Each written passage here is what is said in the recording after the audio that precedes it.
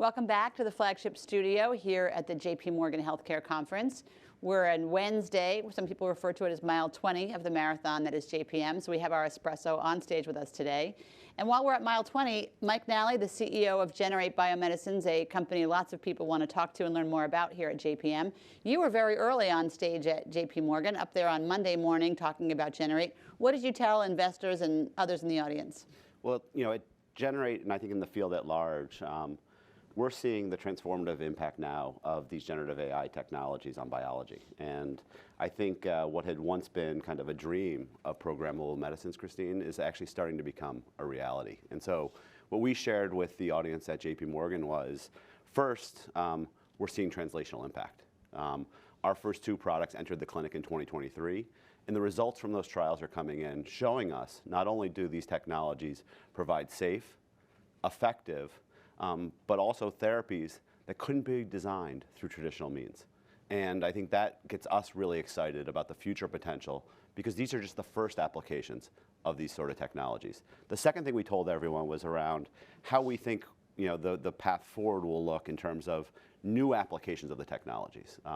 Where we're orienting as an organization is, where can generative AI uniquely unlock biology? Where are those spaces that these sort of technologies can access that allow us to solve disease in ways that we've only dreamed of in the past? And then lastly, but I think really, really critically, the technology here is evolving really, really quickly. So computational methods and models are changing. We've seen material improvements in our model, Chroma. We've also seen massive changes in our experimental methods, miniaturizing, automating, to do things at a pace and a scale that was really, really difficult to do historically. And so I want to just pick up on that. Methods changing and the model changing. Newbar wrote in his annual letter, he actually called out Generate as polyintelligence, this notion of the interplay between nature's intelligence, human intelligence, and machine intelligence. How are those improvements, both to model and method, happening? Is it machine-driven? Is it human-driven? Is it the interplay? It's all of the above. I mean, exactly nature right. Too. I mean, that's exactly right. I mean, we've obviously learned from nature, taken inspiration from what nature has given us. Generate's models are trained on the 180 million amino acid sequences across all species, 200,000 protein structures that have been curated in the protein data bank. And we've learned from function of molecules that have come before us, and we've produced since the inception of the company. We have some of the best machine learning scientists on the planet who are pushing machine learning methods in ways and in directions that allow us to decode biology in very, very meaningful ways. And then lastly, but really, really critically, we are expanding our experimental capabilities to see and fill in certain data gaps that exist in the outside world. One of the things we've talked a lot about in the past, Christine, is cryo-electron microscopy. You've talked about that a lot. I listen. Right. The core of it, though, is while we have 200,000 structures of proteins, we only have about 2,000 antibody-antigen interactions. That scarcity of certain data types doesn't allow you to model interfaces as well as you'd like. And if you're making therapeutics, it's all about the interface. And so we've tried to make cryo-EM a high-throughput instrument. We're seeing remarkable successes on that front. And I think that's what encourages us as we go forward, that through this combination of learning from nature, taking inspiration from nature, combining it with extraordinary human intelligence that our scientists have, both computational and experimental, and then leveraging compute in unique and distinct ways, we can actually start to envision this future of programmable biology.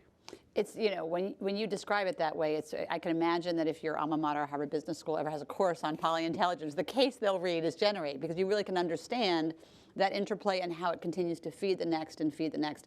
One of the areas where you're working and actually have a drug candidate is in SARS-CoV-2. Tell us about what you're learning in that program. Well, this was a program that started immediately after the emergence of Omicron. We had no idea which way this pandemic would unfold. But we saw this rapidly mutating virus that was, in some ways, defeating our original defenses that we created as an industry. We saw waning effectiveness of the vaccines at that point. We saw waning effectiveness of the therapeutics. And so we said, could we do something distinctive with our technology? All of the antibodies that had been discovered during the course of the pandemic and actually licensed had targeted the receptor binding domain, so basically this top of the spike protein. The challenge with targeting that domain is it's under tremendous selective pressure from both vaccine-induced immunity and natural immunity, because as we generate antibodies, the virus will mutate in those domains, and therefore rendering our original defenses less effective. They shapeshift, if you will. Exactly right. And so we said, could we go after more highly conserved domains of the spike protein? And we found an antibody that was an exquisitely designed antibody to the S2 stem helix peptide, which houses the fusion machinery of the virus. So this is what allows the virus to enter cells. And if we could block that fusion event, we could ultimately stop the cells from being infected. And so we presented data in the fall of 2024. That data showed, number one, GB0669, which is the candidate that I referenced, was safe. It continues to neutralize all variants of concern today and historical, not just for SARS-CoV-2, but also for all sarbecoviruses, so SARS-CoV-1, the bat coronaviruses. Number three, the molecule is extraordinarily well behaved. And this was a theoretical concern about these computational techniques.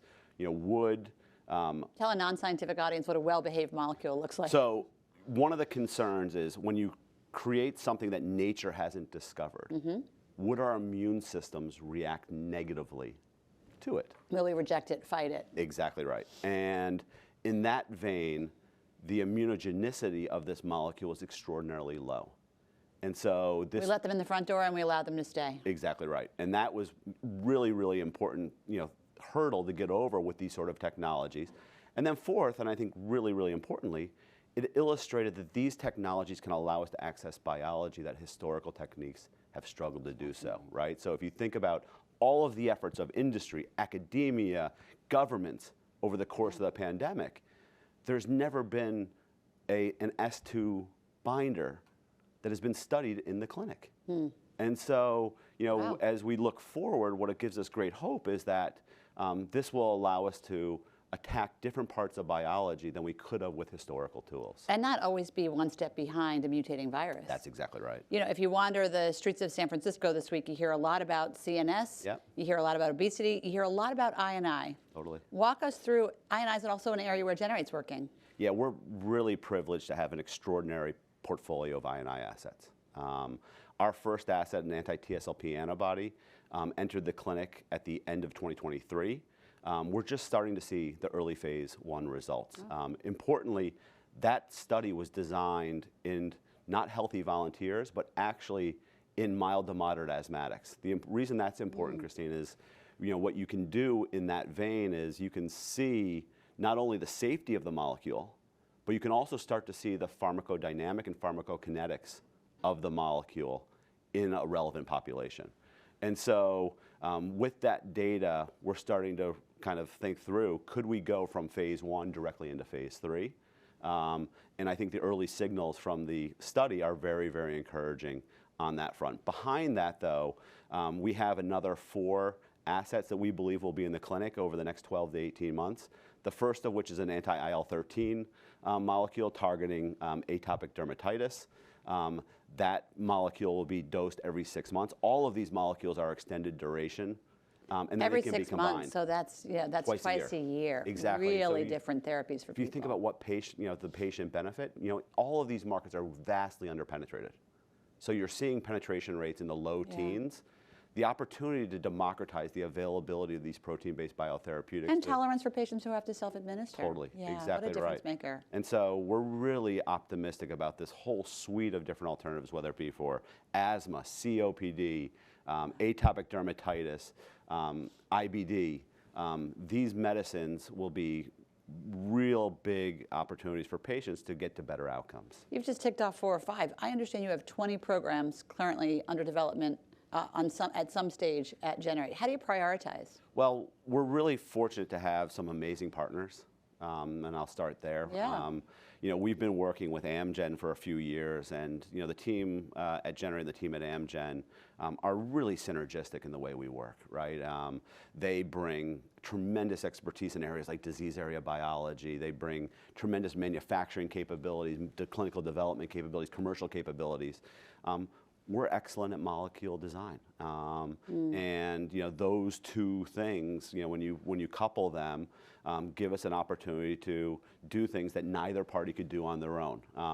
We signed a deal with Novartis just last year, and similarly, we feel like there's great synergy between our organizations. So part of the way we take advantage of what I think is a really scalable platform is we work with others that have complementary skills. Beyond the kind of industry partners, we're also working with MD Anderson Cancer Center, Roswell Park Cancer Center in a similar vein. For our own pipeline, the way we've prioritized is we've said we're going to focus in on 3 disease areas. We talked about immunology. Yep. We've talked a little bit about infectious disease. The third one is cancer. And we're seeing remarkable opportunities in cancer. I think the most near-term program is an antibody that binds to the cleave payload of an antibody-drug conjugate. The cleave payload? Yes. Explain. So antibody-drug conjugates provide a targeted form of chemotherapy. This targeted form of chemotherapy allows you to get better results than just kind of blasting the human body with a toxin. Unfortunately, they're still not perfect. Mm-hmm. So while you're using an antibody, you're attaching this toxin or payload to the antibody. Sometimes that breaks off.